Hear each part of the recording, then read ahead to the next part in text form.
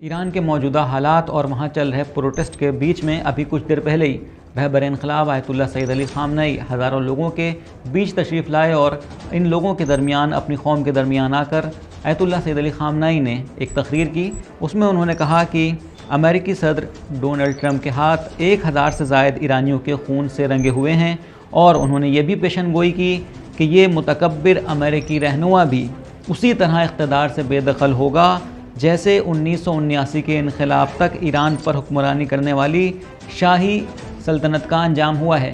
اور رہبر نے عوام کے درمیان آ کر ایک پیغام ان لوگوں کو بھر دیا، اور ان کے منہ پر تماچا ہے یہ بات کہ رہبر نے یہ آ کے دکھا دیا کہ جو لوگ یہ کہہ رہے تھے کہ رہبر ایران سے جانے کی تیاری کر رہے ہیں، تو ان کے منہ پر بھی یہ تماچا ہے۔ انہوں نے پبلک کے درمیان آئے اور شیرانہ طریقے سے ایک فاتحانہ انداز میں تقریر کری، اور آگے انہوں نے کہا کہ ایران ثابت قدم ہے اور اپنے اصولوں سے ذرہ برابر بھی پیچھے نہیں ہٹے گا۔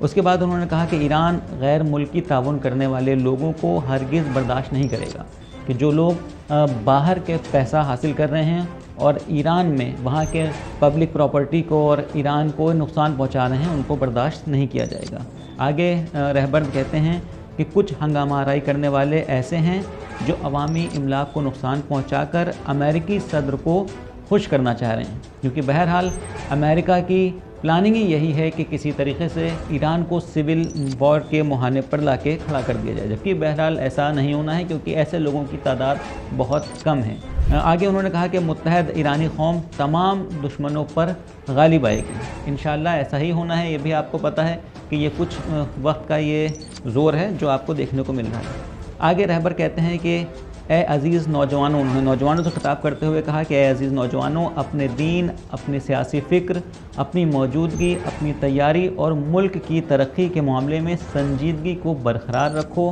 اپنی وحدت کو قائم رکھو، وحدت کو محفوظ رکھو۔ ایک متحد قوم ہر دشمن پر غالب آتی ہے۔ یہ رہبر نے وہاں کے جوانوں کو ایک پیغام دیا ہے کہ وہ متحد رہیں۔ اپنے اسی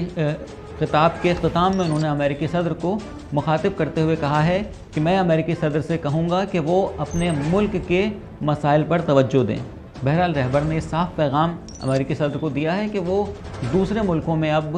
مداخلت کرنا ختم کرے اور اپنے ملک کے حالات پر غور کریں۔ اگر کوئی آگے اپڈیٹ ہوتی ہے تو اس کے ساتھ ہم آپ کے سامنے پھر حاضر ہوں گے۔ خدا حافظ۔